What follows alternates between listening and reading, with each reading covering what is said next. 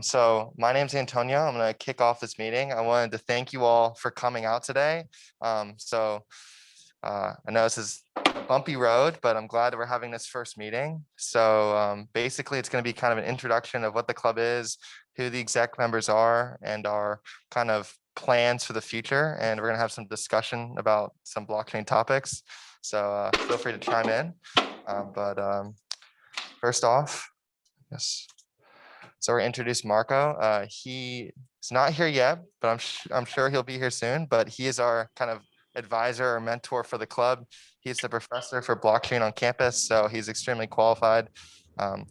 He does digital worlds, video game design, entrepreneurship. He does all sorts of things. Look at the slide. He's incredibly credible. Oh, wait, is that Marco? Speaking of the devil? Would you like to introduce yourself? Yeah, introduce yourself, Marco. Wow, what a timely entrance, I guess. Hello, everybody. My name is Marko Suvejic, and I'm an associate director and associate professor of digital arts and sciences. I'm also heading the very newly created blockchain lab here at the University of Florida, and probably many of you are in my class this spring. Thank you. Awesome. Yes, we love Marco. Okay. So a little bit about myself. So my name is Antonio Villarreal. I am the president of this organization. I'm a second year CS major and I'm a economics minor. So my job in the club is to kind of, facilitate the e-board and help kind of achieve our mission and goal, which is kind of to facilitate a hub for blockchain on campus. A little bit about me. I'm involved in FLAG Engineering Leadership Circle, and I work for UFIT. I'm also interning at Microsoft this summer, so if you have any questions about that, I'd be glad to answer that.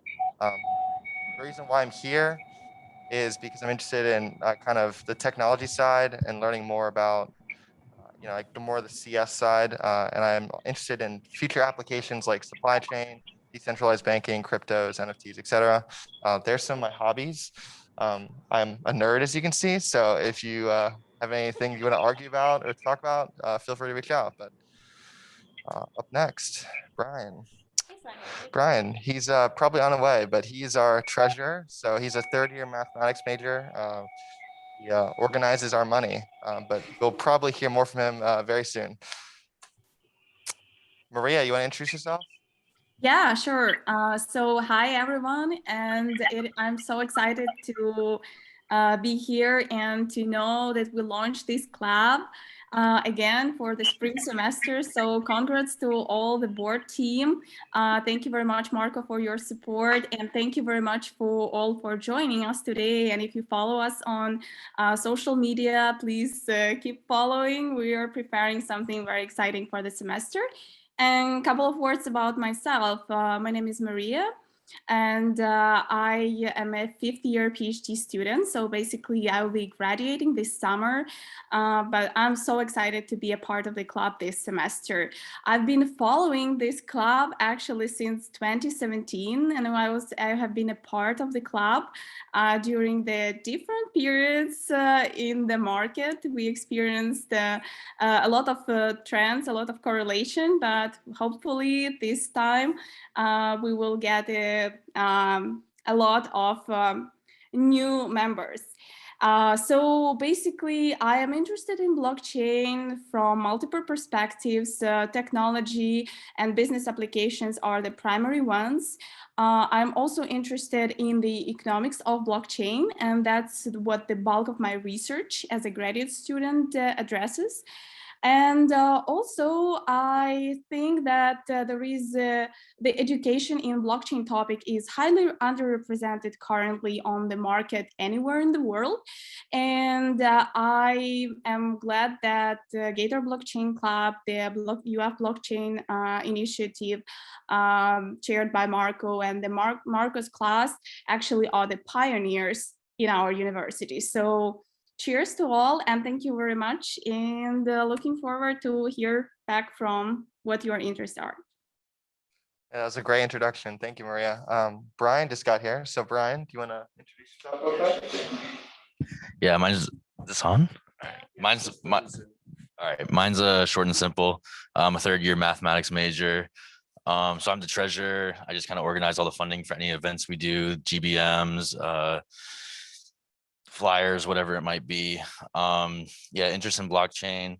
So I think the future development of blockchain is going to be like a huge, significant part of the future. It's going to be a very important technology for monetary transactions and contracts, all sorts of interesting and important things like that.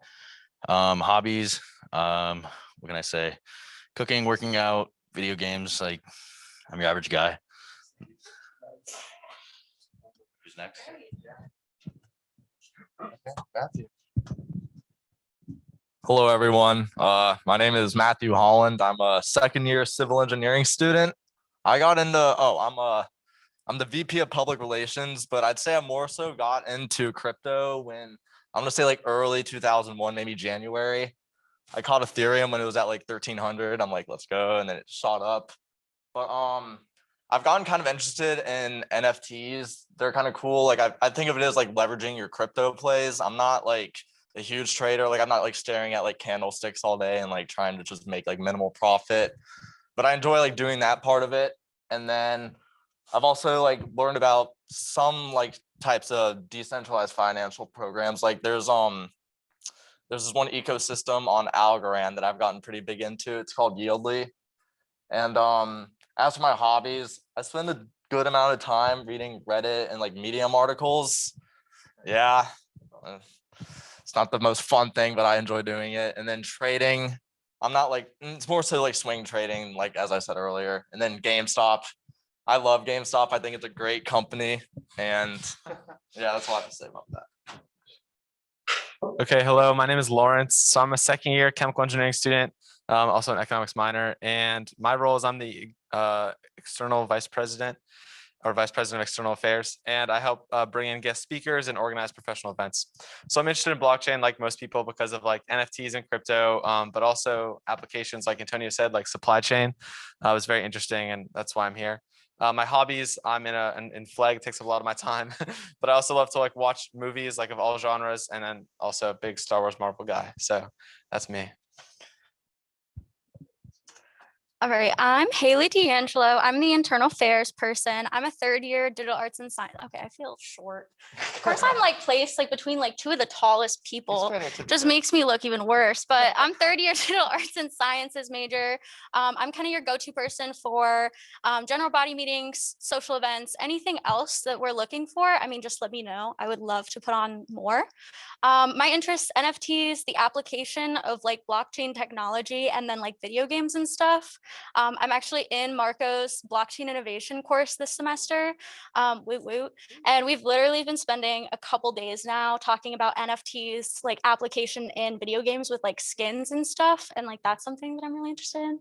And then hobbies, digital arts. And then I also made a blanket over break. If anyone wants to see, I have a picture.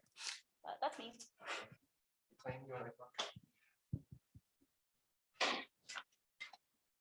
Shorter group. Hi guys, I'm a research assistant for Professor Marco and the vice president of technology for the club. I'm a master student in computer science, and yeah, to begin with myself, my name is Clean Core, and I have been working with blockchain over the past 3 years. So luckily, I had the opportunity to be to be a part of many startups. I have interned for some good startups that were partners with Nextel Mutual, the founder of Cloud Exchange, and with the opportunity given to me by Professor Marco, now we are going to be working with Algorand itself. So other than that, my role in the club is pretty much to be the tech guide the club needs. And the reason I chose to be in this position is to start something more creative and more technical in the domain of blockchain, because UFL really needs that. And just like I was a student that was looking up to a master's degree in blockchain, so we need this specialization available at our campus, and starting a club activity like this is a great start. So kudos to that, and let's keep the team effort forward. Yes. Oh, All right, hi, I'm Jacob Camphor. I'm a second-year electrical engineering student. I'm a VP administration. Basically, I've always been really interested in coding and blockchain and stuff like that. I started teaching myself how to code when I was 13, and now we're in this club and hopefully getting it out there with UF. I play basketball, I code, so yeah, keep it short and simple. So, okay, it's your turn, guys. You guys have to unmute your mics, or so feel free to go around your name, your major, what are your interests in blockchain, and kind of an interesting fact about yourself. Because I think it's important that we all get to know each other because we're all in a similar boat of being interested in blockchain. So who wants to start? Also, while you're doing it, if you would like to fill out the member survey, there's a QR code to fill it out. I see Tyler's raising his hand. You can totally go first. But anyway, if you want to fill this out, I kind of want to know what you guys are looking for when it comes to learning about blockchain. If you guys are all super interested in NFTs, we can totally spend more time on that. And if everyone already knows everything there is, we can skip it. So fill this out. Tyler. Hello, so I'm a third-year civil engineering student. I got interested in blockchain probably 2016 with Bitcoin. I was having like a couple buys and sells through various different things, and lost like 3 Bitcoin at the time, but like at that point it was like $100 worth of Bitcoin, and didn't think much of it. And so whenever it shot up to like 1,000, I was like pretty upset, and then just started following it more and more. And now really upset about that 3 Bitcoin loss, but you live and you learn. And I got really going with it again because my brother is big into NFTs and crypto, and so it was kind of just a way to relate to him more, and so I actually know what he's talking about. Very nice. Yeah, that's a great introduction. Thank you. Anyone else? Anyone in the room actually want to go next? Yeah, we can alternate between people in the room and people on Zoom. Perfect. Yes. Oh, so you take cameras from here? Yeah, I mean, yeah. No, I think the room can. The room can? Yeah, I think they can hear. They can hear? All right, then. I'm Jake. See if they can hear you. I hope y'all can hear me. I'm Jake. I'm a freshman CS major. I'm interested in blockchain because honestly, my friend got me into it about 4 years ago when I was a freshman in high school. And I've kind of been on and off following it since. And then once I was 18, I was finally old enough to buy in and start actually keeping up with it. And now I'm like trying to learn more about NFTs, and yeah. Awesome. Great introduction. Nice. I can relate to a lot of that stuff. Let's come back on.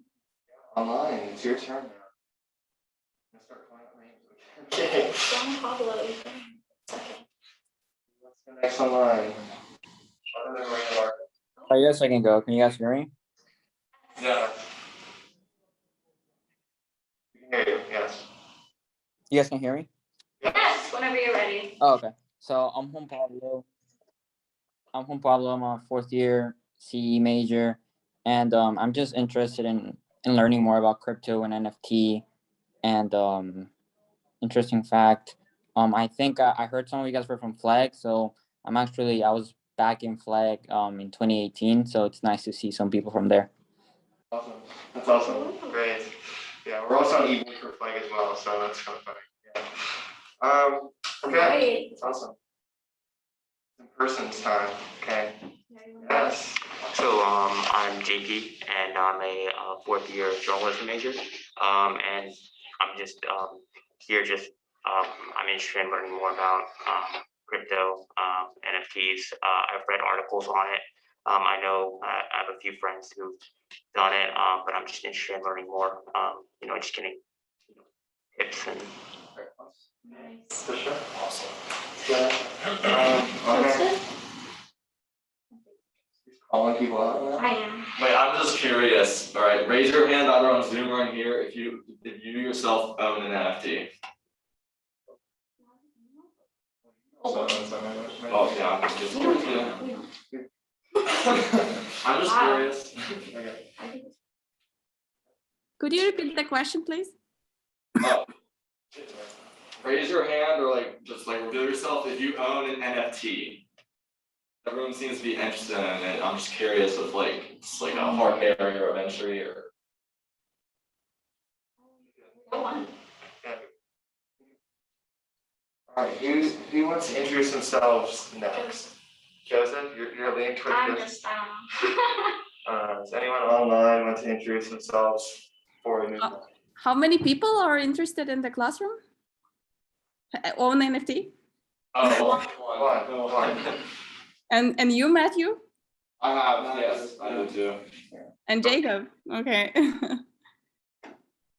gotta get me.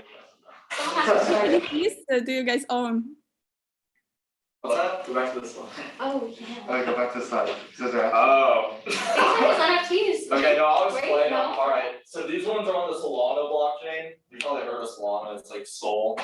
It actually like shot up in price this last like year. But they're called Money Boys. Thank you. I love it. And then these are called Hacker Punks. They're on a layer 1 blockchain called Hacker. Some people claim it's like Bitcoin 2.0. But you basically just like Hacker itself is able to be like scaled out easier than Bitcoin. And then this right here, actually I don't even see it. But on the bottom right photo is from a decentralized app video game called Mega Cryptopolis. It runs kind of similar to SimCity, where there's like a whole economy that's going on. But the economy in the game, every like resource is an NFT itself, and it's linked to either Ethereum or a different crypto called Tron, so TRX. But basically, these are two like industrial buildings, and they're making sand and stone, but they're NFTs, and you can like the game has a bank, but basically it's like its own little city, and I'm invested in that, and it's also kind of like passive income. Like you don't do much on the game besides like go in, click a button, sign a message in your wallet, and then you get back off. But yeah, and then I have a few more, but see the thing is with NFTs, it's like the Ethereum ones, you have to pay gas for like if you want to mint it. The gas fee is like it's a struggle if you're a college kid. Like you can't just be like forking over that money all the time. So I kind of use blockchains where the gas fees aren't that bad.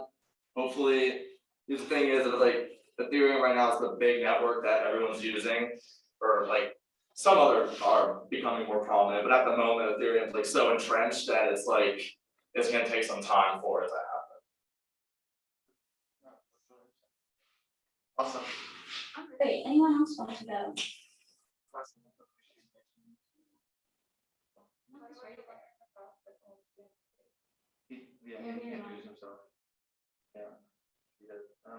Anyone else in the class want to introduce himself? I'll introduce myself.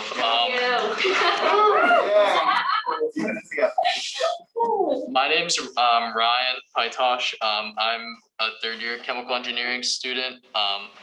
My interests in blockchain really come from like development of the technology, kind of applications for the future, how it can be kind of expanded outside of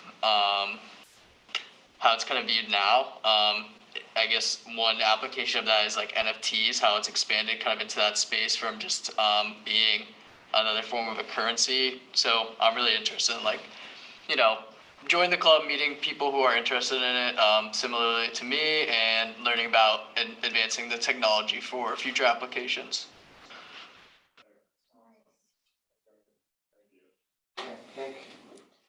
All right, fill out the survey. Yes, please do it. Do it. I would love to hear your guys' voice. I want to know what you guys want to learn about. I would love to make this more personal for us. Yes.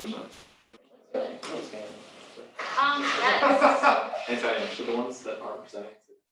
Yeah. Go back to the You want to say anything about this slide, Matthew? I just felt we needed it. You felt like we needed this? Okay. Funny, but, all right, so we're gonna have. We'll send it out. Yeah, we'll send it out so you can look at the Lamborghinis more. Okay. Yeah. So Matthew is now going to talk more about some blockchain. Okay, so like on a rudimentary level.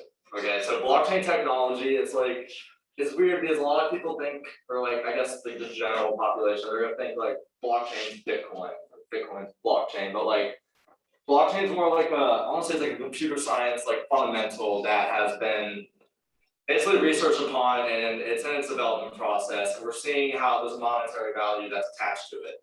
But it's a network of like a bunch of different computers that are able to make exchanges happen on a peer-to-peer process, one that doesn't have like an intermediary. So that'd be like a business or like a bank or like, I don't know, but like that's how it'd be. So it's like, it's just like the structure of how everything is right now. We have like middlemen that basically deal with our money, but it's not something that like you need because we know humans have flaws, and it's just like, you know.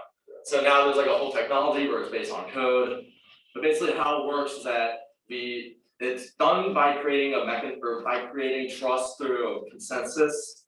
It's done between like scattered parties, and we don't need trust, or they don't have to trust each other, but like the parties that are doing it, they don't have to trust each other, but rather they have to trust the technology that they're doing it on. And when Bitcoin, like when blockchain becomes like more developed, like every time it happens, there's a block that's created, and this gets added onto the public ledger that is controlled by everyone on that blockchain, everyone that uses the blockchain and has it, and it's not able to be tampered with. Like you can't change the ledger, it's set in stone. And that's one of just the things about how it's everyone on this one network. Excuse me. And there's not just like one blockchain either. There's multiple blockchains, like I said, and there's people developing on them. See like Bitcoin, Ethereum, Stellar, Polkadot. Those are just a few examples. But yeah.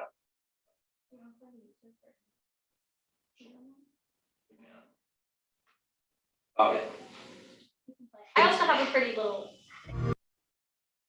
Oh, just wait. There's nothing behind it. Let's step back from digital assets and blockchain for a moment. Serious? Let's talk about where the internet was, where it's come to, where it's going, right? We're trying to level set here for policymakers. So originally, the internet was a read-only format, in essence. We're consuming information. And then there's additional layers that we place on. It became much more interactive.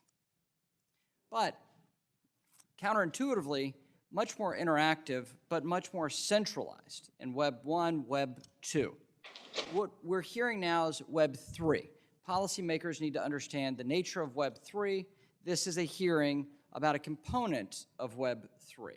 Now, along those lines, what are the characteristics that defined Web 1 and Web 2? Mr. McHenry, thank you very much for that question. I think that's critical to understanding what we're all trying to build here. So the characteristic of Web 1, if people remember their original AOL account, was an ability to look in a curated walled garden at a set of content that was not interactive, but was presented to you on AOL the way that Time Magazine used to show you the articles they wanted you to see inside of their magazine. Just you could see it on a screen. The innovation of Web 2 was that suddenly you could not only read content, but you could also write content. This is when the blogosphere became a big thing. People remember this from the late 90s, the early 2000s. The reason for the centralization of the internet, of course, was that all of that activity was being monetized by a very small number of companies. Facebook, as the chairwoman mentions, Google, and 2 or 3 other companies. What makes Web 3 different is the ability to own the actual network. And that's what crypto assets themselves represent, is an ownership stake in an underlying network. So when you hear people talk about, for example, layer 1 tokens, what they mean is this is your reward for providing the ledger maintenance services, the computing power to the network that on Web 1 and 2 was done by Google, right? So now people in my hometown of Pueblo, Colorado can actually own the Ethereum network, but they can't own the internet. That's owned by Google and a few other companies. That's what the project of crypto is all about, is allowing people to directly own the networks that have native assets that are supporting it, and that's the nature of decentralization, where the token holders are the people who control the asset, not so Google. Token holders, for Okay, our so language here on the Hill, can, those are digital like, assets. In the interest of time, maybe we can pause it. And I just would like to make are a comment on why this piece is here. Because as Matthew mentioned, that one of the key characteristics of the blockchain is that this is basically like an electronic ledger, which is simply a database. Imagine like Excel spreadsheet, which is kept by the network of computers who need to agree about the truthfulness of information in that ledger. And so basically that's like how the technology evolved, but the idea behind it, why it was created, is basically to take a step forward from the current databases that we have, where we keep our information, but those databases, we don't have control over them. They belong to third parties, the big companies, governments, hospitals, electronic commerce websites, who keep our information, and we don't have any access and any ownership over that. So when the blockchain appeared, it enabled us to control this database and to basically to be able to affect what happens to our data that we put on the blockchain and how they are handled. So, and that is one of the most important points that was raised in this video, and I can share the link for the full video, but I think that was the very important point, and that was, by the way, the piece from the Senate session later last year. And basically the person who was responding to the congressman was actually the CEO of Bitfury, who is a provider, of the electronic wallet solutions. And those people capture the idea very clearly, and they can tell the idea very clearly. So I hope that that video made a point about the difference of the key difference of the blockchain technology, that it gives us an ownership over the data that we put on this in this database. Thank you, Maria. That was actually very great. Yeah, great explanation. This graphic is from, honestly, today's blockchain innovation course. I really liked it. Marco explained it very well, but it put everything in a very visual, like easy to understand kind of thing. So like this is for specifically Bitcoin. I know a lot of people associate Bitcoin with blockchain. Blockchain is just the technology that Bitcoin uses. So it's like two separate things, but this is like kind of how it works. And like, I really like this graphic, but that kind of visually kind of explains it. Take the class. Yeah. Woo. Yeah, take it. Matthew. Where did he go? Okay, so the impacts and the importance of blockchain. So it's not just like a money grab. It's not like a gold rush like event. Like it's going to take like many years for to see what kind of potential excuse me, see what kind of potential blockchain has. And almost tripped. And so basically I've put up a quote. It's a peer-to-peer network that can maintain updates to the ledger and then verify these updates in such a way that is impossible to defraud and impossible to alter after the fact. So this is like really important when it comes to like, I think like when you like just different businesses, and like if you're tracking money, you want to make sure that there's no different types of fraud going on. If you're trying to keep track of like supply chains, it obviously helps automate the situation. And it's just important to remember that we're also still like really early in this, and that this is only something that, as Marco had just posted, that this 12 years ago today is its birthday. Yep, happy birthday, Bitcoin. But yeah, and then listed are a bunch of different, like these are just like a minuscule amount of the different kind of technologies that blockchain can be used on, but there are people that are actively like working on this stuff right now and like making projects, and yeah.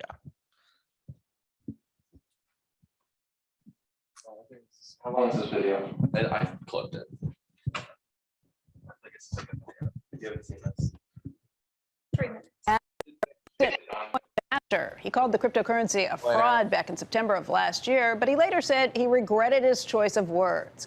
A year ago, he said he wasn't going to talk about Bitcoin anymore, but then yesterday at an Axios conference in LA, he was asked about changing his mind on Bitcoin.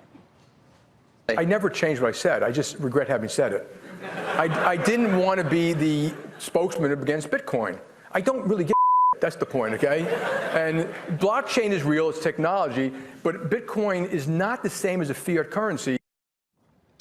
All right, he speaks his mind. He does very openly. A side note for you, today is the 10th anniversary of Bitcoin. Wow, it's only been 10 years. Looks like right now, $6,258. Yeah.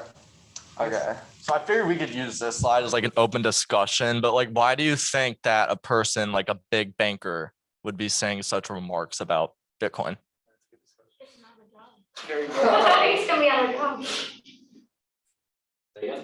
It's very volatile.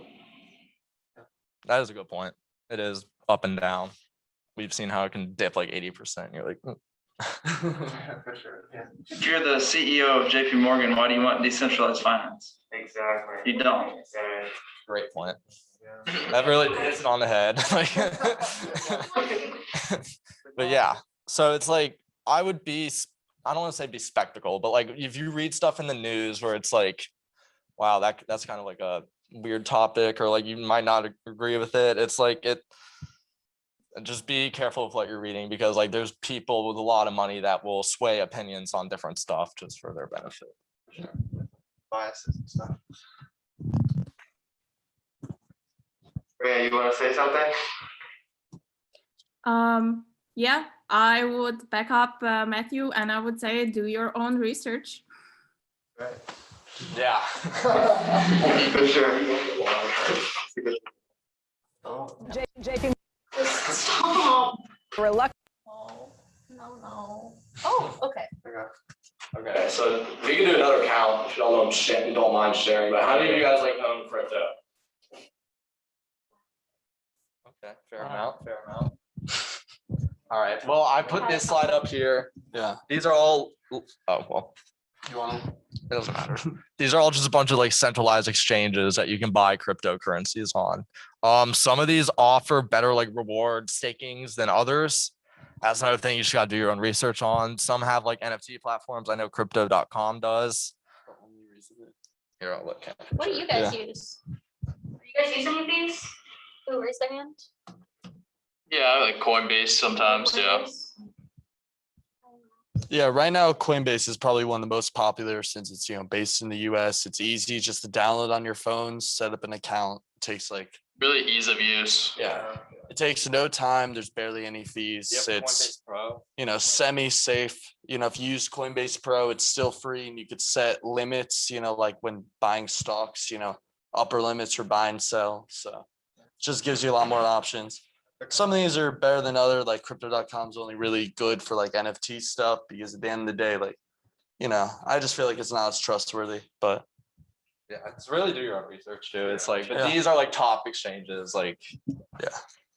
I actually signed up like a month ago. Like Coinbase is coming out their own NFT service, and I signed up like there's like a 2 million. Yeah. That's or something.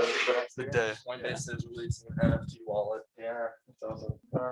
I actually have a question. So for those of you guys who are in this meeting, like who purchase stocks and who purchase crypto, do you notice any difference in like the process, like from, I don't know, registering on crypto exchange or on like other app like Robinhood or any other app for purchasing stocks? And then the process itself, how fast it comes to your wallet, like stuff like that. Did you notice anything? I feel like in general, like if you sign up for like an exchange for stocks, immediately it's recognized like, okay, you're setting it up with your bank account, you're setting it up with a centralized funding solution with at least a couple of those. Even though they're centralized exchanges, they're like, they give you options to still stay pseudo anonymous. So I mean, that's a benefit. Whereas, if you set up an account with Webull or, eToro or something like that, it's already assumed that you're linking it to a bank account. So. Hold on. What do you mean by staying pseudo-anonymous if you still provide your information, right? They do KYC because Coinbase is a public company now. I can answer that question, but so there's ways. Say that. Yeah. It's not the same. So if you set up like I said, Webull. If you set up with Webull, you automatically provide all KYC information. If you set it up with, say, KuCoin, well, KuCoin doesn't ask for that stuff in the front end. So what you can provide later on might be your information, but it doesn't require that to set it up or to initialize it in the beginning. At the end of the day, you can really just go on any of these, buy it, and send it to another wallet that you have none of your information linked to. And even if they link that transaction at the end of the day, it's like there's hundreds of thousands of transactions. Like they're not looking at you specifically. Well, yeah, okay. That's just an interesting topic. I think that we can discuss it when we talk about like crypto wallets and just in general how to trade and stuff. Oh. Speaking of, these are our tentative dates. So right now, this is what we are planning on covering. Our next meeting is going to be on the 26th, and it's going to start with cryptocurrencies, altcoins, crypto wallets, exchanges, trading. Oh, nice. And then after that, we're going to kind of go more specifically, but please fill out that membership survey so that I can hear what you guys are interested in. Yeah, because I mean, yeah.